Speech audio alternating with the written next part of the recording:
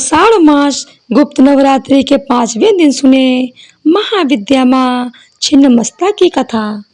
हरे कृष्णा, राधे राधे दोस्तों, जय माता दी।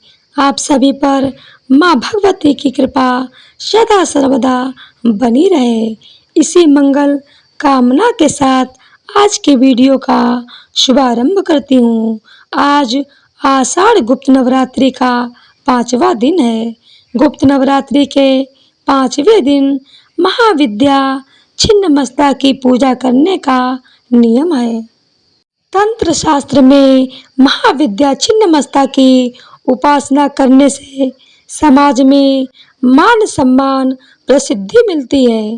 पूर्वी भारत जैसे पश्चिम बंगाल, झारखंड और उत्तर प्रदेश के अलावा नेपाल आदि देशों में इनकी विशेष रूप से पूजा की जाती है।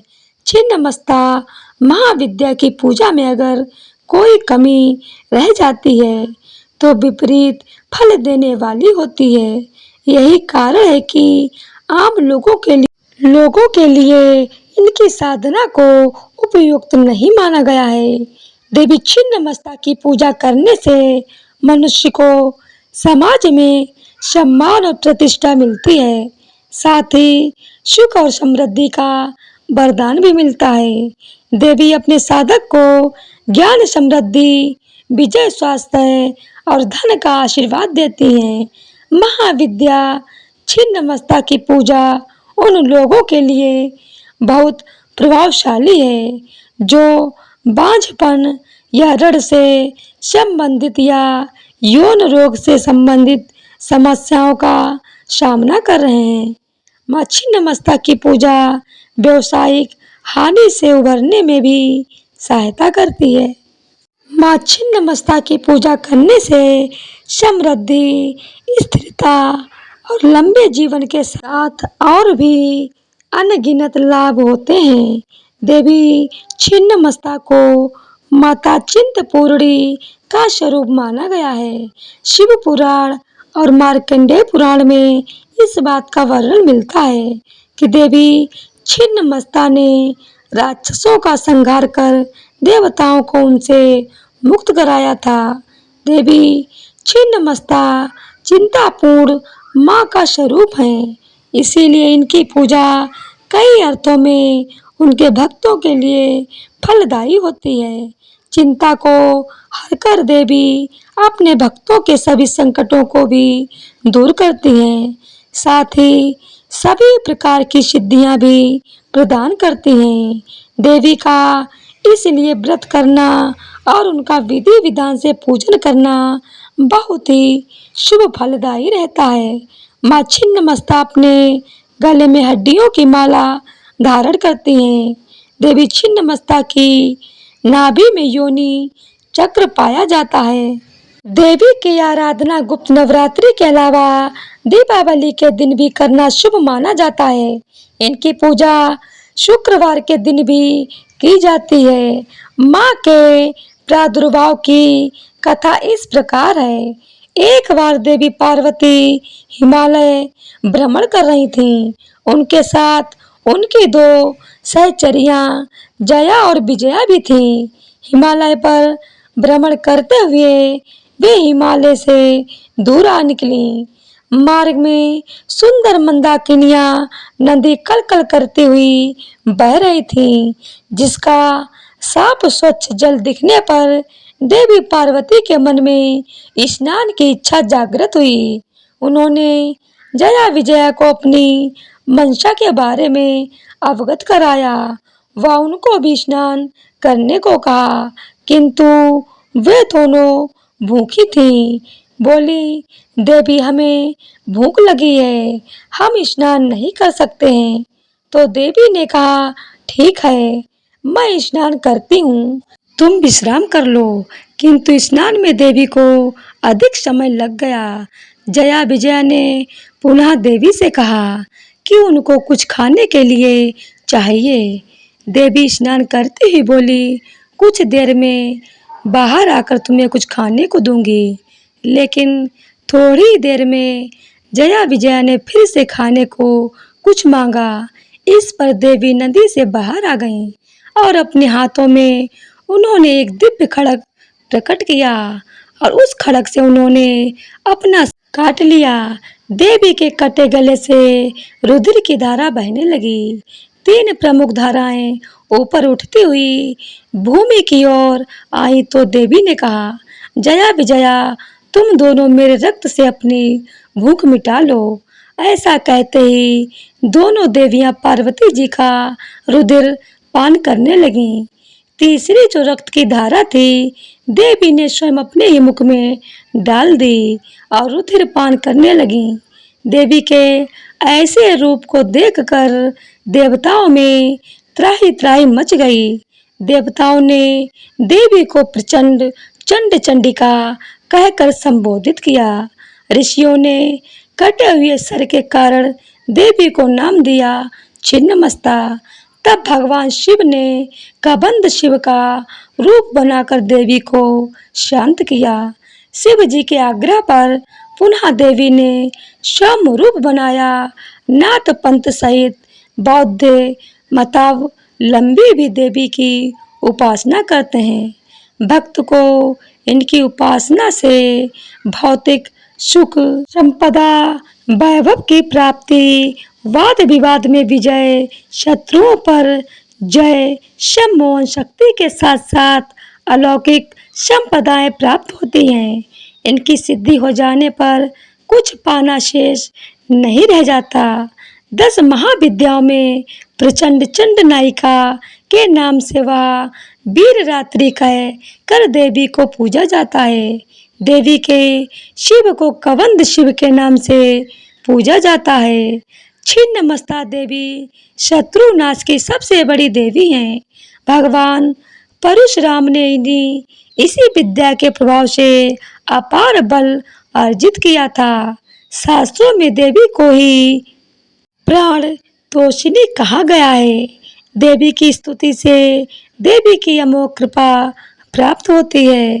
गृहस्थ साधक को सदा ही देवी की सौम्य रूप में साधना पूजा करनी चाहिए। देवी योगमयी है।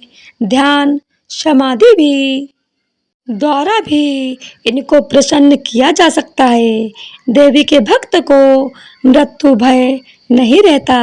वो इच्छा अनुसार जन्म ले सकता है।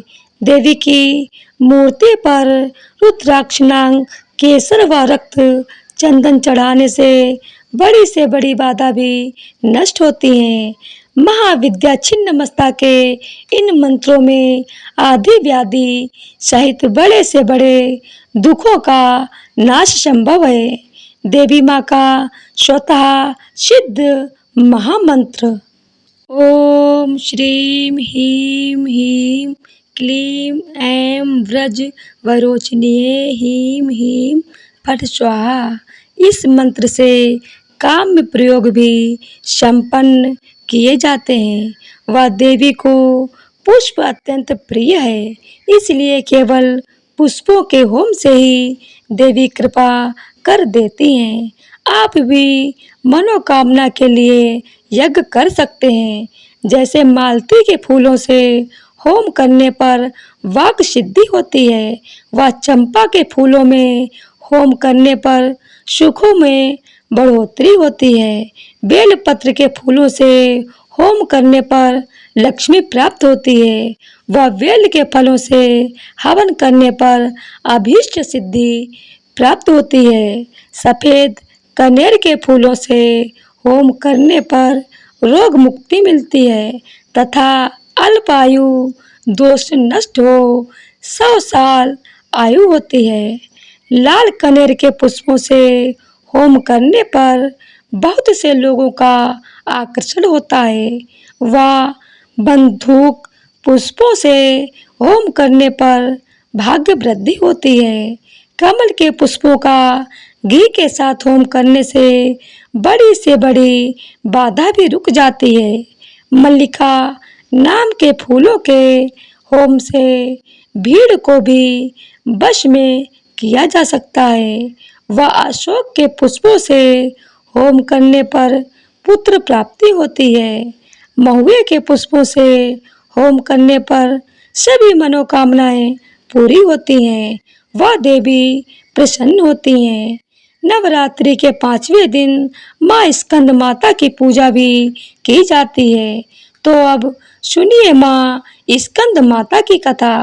देवासुर संग्राम के सेनापति भगवान स्कंद यानी भगवान कार्तिकेय जी की माता होने के कारण इन्हें स्कंद माता के नाम से जाना जाता है। यह देवी शक्ति और सुख का एहसास कराती हैं। स्कंद माता सूर्य मंडल की अधिष्ठात्री देवी हैं। इसी कारण इनके चेहरे पर तेज विद्यमान है। इनका वर्ण शुभ्र है। भगवान स्कंद को बाल रूप में गोद में बिठाए हुए यह देवी वात्सल्य से ओतप्रोत हैं। माँ की उपासना के साथ ही भगवान स्कंद की उपासना स्वयं ही पूर्ण हो जाती है, क्योंकि भगवान बाल स्वरूप में सदा ही अपनी माँ की गोद में विराजते रहते हैं। भव सागर के दुखों से मुक्ति पाने के लिए इससे दूसरा सुलभ साधन कोई नहीं है। स्कंद माता कमल के आसन पर विराजमान रहती हैं, इसीलिए इन्हें पद्मासना देवी भी कहते हैं। इनका वाहन भी सिंह है। इन्हें कल्याणकारी शक्ति की अधिष्ठात्री भी कहा जाता है। इन देवी की 4 भुजाएं हैं। दाईं तरफ की ऊपर वाली भुजा से इन्होंने भगवान स्कंद को गोद में पकड़ा हुआ है। नीचे वाली भुजा में कमल का पुष्प धारण किया हुआ है। बाईं तरफ ऊपर वाली भुजा में वर मुद्रा में है और नीचे वाली भुजा में कमल का पुष्प है। देवासुर संग्राम में तारकासुर नाम के दैत्य का वध करने के लिए ही भगवान स्कंद की उत्पत्ति हुई थी। प्राचीन कथा के अनुसार कार्तिकेय जी का जन्म भगवान शिव और देवी पार्वती से दूर सरकंडे के एक वन में हुआ था। उस बालक के 6 मुख थे। उस वन में कृतिकाएं रहती थीं।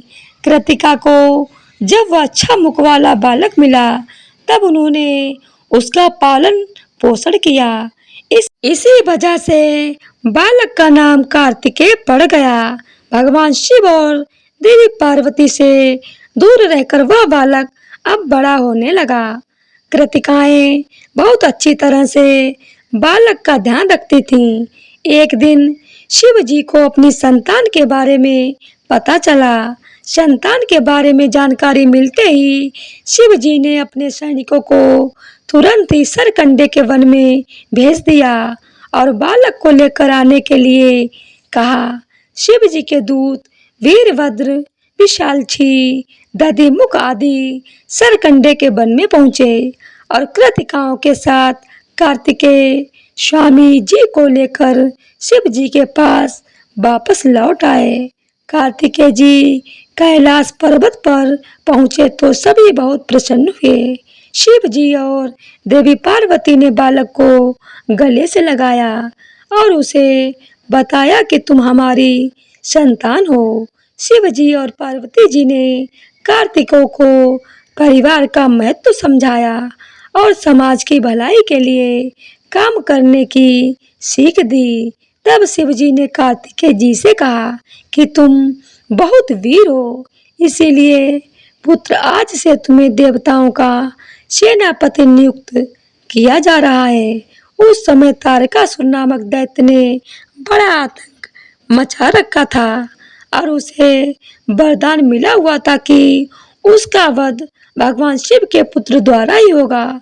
जब कार्तिकेय जी देवताओं के सेनापति बने तब उन्होंने तारकासुर का वध किया। माँ भगवती के स्कंद माता स्वरूप की असली पहचान उनके पुत्र स्कंद की वजह से ही है और संतानहीन दंपतियों को खास तौर पर आज के दिन स्कंद माता की पूजा अवश्य करनी चाहिए। स्कंद माता की कृपा से संतानहीन को संतान सुख मिलता है और संतान से जुड़ी समस्याएं भी दूर हो जाती हैं। तो यह थी आज की हमारी वीडियो। आशा करती हूँ कि आप सभी को कथा पसंद आई होगी। अगर वीडियो पसंद आई हो तो वीडियो को लाइक और चैनल को सब्सक्राइब अवश्य करें। मिलते हैं अगली वीडियो में, तब तक के लिए हरे कृष्णा, राधे राधे, जय श्री कृष्णा दोस्तों।